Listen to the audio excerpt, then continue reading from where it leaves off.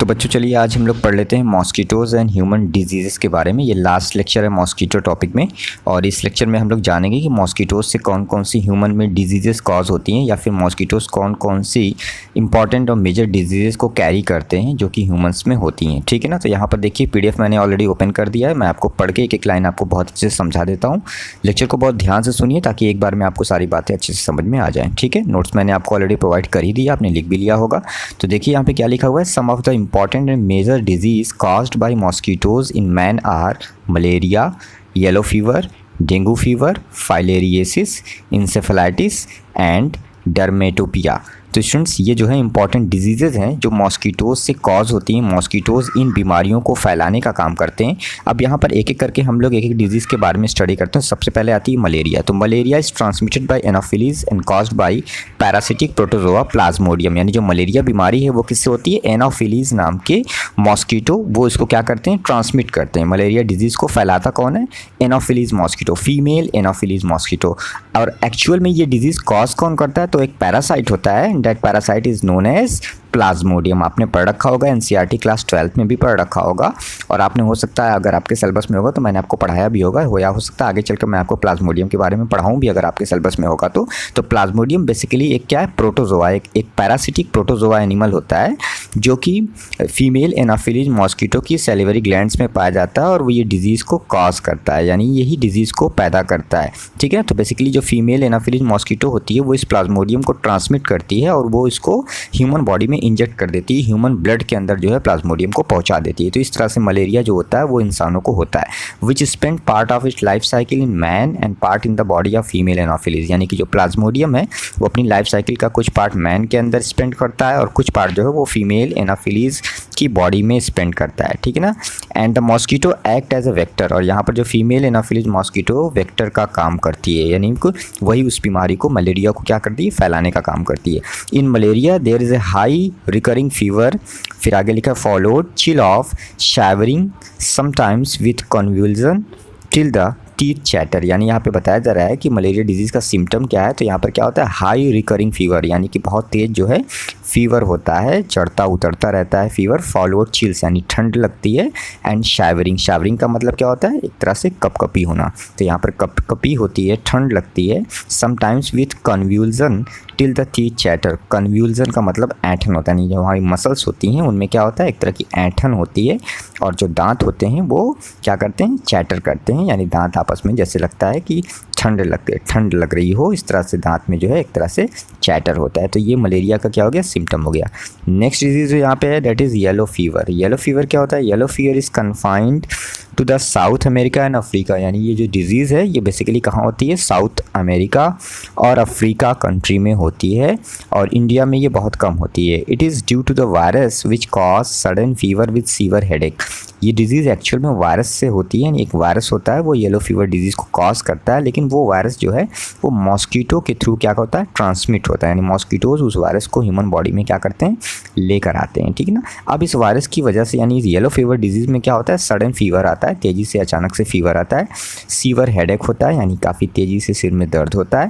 And pain in the bones में pain होती है। After some days several jaundice, haemorrhage and vomiting of blood occur. यानी कुछ दिनों बाद फिर क्या होता है, जॉन्डिस हो जाती है, यानी जो लीवर होता है वो काम करना बंद कर देता है। ठीक है ना। यानी पीलिया हो जाती है। हैमरेज मतलब ब्लड जो होता है वो क्लॉट हो जाता है, एंड वॉमिटिंग ऑफ ब्लड अकर, और फिर क्या होता है, उल्टियाँ होने लगती हैं, किसकी, ब्लड की, यानी खून की उल्टियाँ होने लगती हैं। The mortality in yellow fever is very high. यानी कि ये जो डिजीज़ है ये अगर हो जाती है तो अक्सर जो इंसान होता है वो बचता नहीं, यानी उसकी डेथ हो जाती है। यानी जो मॉर्टेलिटी रेट है वो काफ़ी हाई है ना, जिसको हम हिंदी में बोलते हैं मृत्यु दर, तो वो काफ़ी ज़्यादा है। यानी कि इस डिज़ीज़ में इंसान के बचने का जो रेशियो है, जो रेट है वो काफ़ी कम है, और मरने के चांसेस ज़्यादा होते हैं। The yellow fever is transmitted by several species of Aedes mosquito. यानी जो एडीज़ मॉस्किटो होता है उसकी बहुत सारी स्पीशीज़ हैं, और उन्हीं के थ्रू जो है येलो फीवर ट्रांसमिट होता है, और ये जो वायरस है जो येलो फीवर को कॉज करता है वो इंसानों तक पहुँचाया जाता है। नेक्स्ट जो डिजीज़ है that is dengue fever. Dengue fever, dengue को एक और नाम इसका है, इसको ब्रेक बोन फीवर भी कहा जाता है। तो डेंगू और break bone fever is caused by virus, ये भी वायरस से होता है ये disease. There is sudden high fever with rash on the face and intense pain in the head. इस डिजीज़ में क्या होता है, सडन हाई फीवर, बहुत तेज़ी से बुखार चढ़ता है अचानक से, with rash on the face, face पे रैशेज आ जाते हैं, intense pain in the head, सिर में काफ़ी तेज़ी से अंदर क्या होती है, पेन होती है, eyes muscles and joints, eyes में, मसल्स में, जॉइंट्स में भी पेन होती है। Dengue is transmitted by Aedes and Culex mosquitoes. Dengue disease जो है वो एक्चुअल में जो वायरस कॉज करता है वो वायरस जो है एडीज़ और क्यूलेक्स मॉस्किटो के थ्रू ट्रांसमिट होता है। Dengue often break out in an epidemic form which spread rapidly. तो डेंगू जो है अक्सर क्या होता है, काफ़ी तेज़ी से फैलता है, एपिडेमिक फॉर्म में फैलता है, ठीक है ना, और काफ़ी तेज़ी से ये जो है लोगों में फैलता है, कम्युनिटी में फैलता है।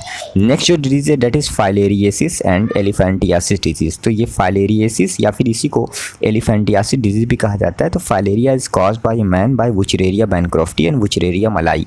वुचरेरिया जो है उसकी दो स्पीशीज़ है, एक वुचरेरिया बैनक्रॉफ्टी और एक वुचरेरिया मलाई। इन दो डिजीज़ से फाइलेरिया कॉज होता है। लेकिन जो वुचरेरिया है वो इंसानों में कैसे इंजेक्ट होता है, तो उसके लिए क्या है, यहाँ पर देखिए लिखा है, the intermediate host are several types of mosquitoes such as Aedes, Culex and Anopheles. यानी यहाँ पर एडीज, क्यूलेक्स और एनोफिलीज मॉस्किटोज जो होते हैं वो इंटरमीडिएट होस्ट का काम करते हैं और वही जो है वुचरेरिया को क्या करते हैं, इंसानों में ट्रांसमिट करते हैं। इन this disease cause inflammation of lymph gland, scrotum, arms and legs.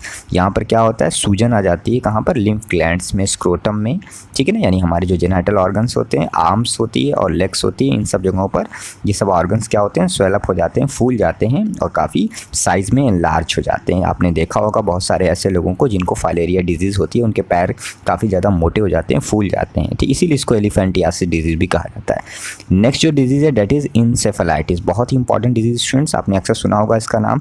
Encephalitis is caused by a virus resulting in high fever, headache, drowsiness and inflammation of the brain. Encephalitis भी actual में virus से होने वाली disease है, लेकिन इस disease को भी इंसानों में ट्रांसमिट कौन करेगा, मॉस्किटोज पड़ेंगे, क्योंकि मॉस्किटोज हम लोग बेसिकली पढ़ रहे हैं, ठीक है ना। तो मॉस्किटोज किसी भी डिजीज़ को कॉज नहीं करते हैं, वो डिजीज़ को कॉज करने वाला जो पैरासाइट होता है, जो कि पैथोजन होता है या जो डिजीज़ कॉजिंग एजेंट होता है, उसको ट्रांसमिट करने का काम करते हैं, इंसानों में लाने का काम करते हैं। तो इंसेफेलाइटिस भी एक वायरस से होता है और उस वायरस को इंसान में लाने का काम कौन करते हैं, मॉस्किटोज करते हैं।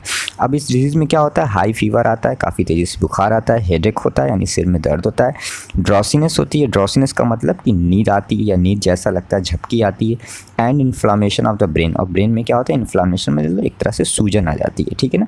The disease effect horses and domestic animals. ये बेसिकली ये जो बीमारी है इंसेफेलाइटिस, ये हॉर्सेज में होती है यानी घोड़ों में होती है, और जो हमारे डोमेस्टिक एनिमल्स होते हैं जिनको हम पालते हैं, ऐसे जो एनिमल्स होते हैं उनमें होती है। But humans are also infected. Encephalitis is transmitted by many species of Aedes and Culex. और ये बीमारी जो है इंसानों में भी होती है।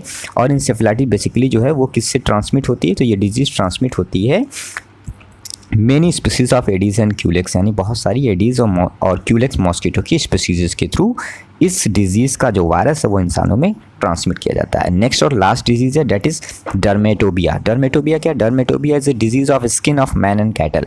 तो ये भी बहुत ही हार्मफुल डिजीज़ है जो कि स्किन से रिलेटेड डिजीज़ है, स्किन डिजीज़ है, इंसानों में होती है और जो जानवर होते हैं, बहुत सारे कैटल्स होते हैं, उनमें भी ये डिजीज़ होती है dermatobia. In this disease swelling and cutaneous myiasis occur.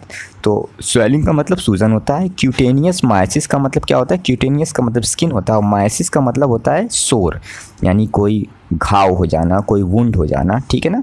Skin जो होती है उसमें एक घाव हो जाता है, फोड़े फुंसियों जैसा वहाँ पे अपीयरेंस जो है वो आता है, डेवलप होता है, और ये स्किन रिलेटेड डिजीज़ है जिसको हम डर्मेटोबिया कहते हैं, ठीक है ना स्टूडेंट्स। तो डर्मेटोबिया हो गया, इंसेफेलाइटिस हो गया, फाइलेरियासिस एंड एलिफेंटियासिस डिजीज़ हो गई, और उसके बाद डेंगू फीवर हो गया, येलो फीवर हो गया और मलेरिया हो गया। ये कुछ इंपॉर्टेंट डिजीज़ थी जो ह्यूमंस में होती हैं, और इन डिजीज़ को बेसिकली ट्रांसमिट कौन करते हैं, या इन डिजीज़ को कॉज करने वाले जो पैथोजेंस होते हैं उनको ट्रांसमिट कौन करते हैं, मॉस्किटोज करते हैं। तो आपको समझ में आ गया होगा। फिर भी अगर आपको कोई भी डाउट हो तो आगे चलकर आप मुझसे लाइव सेशन में पूछ लीजिएगा।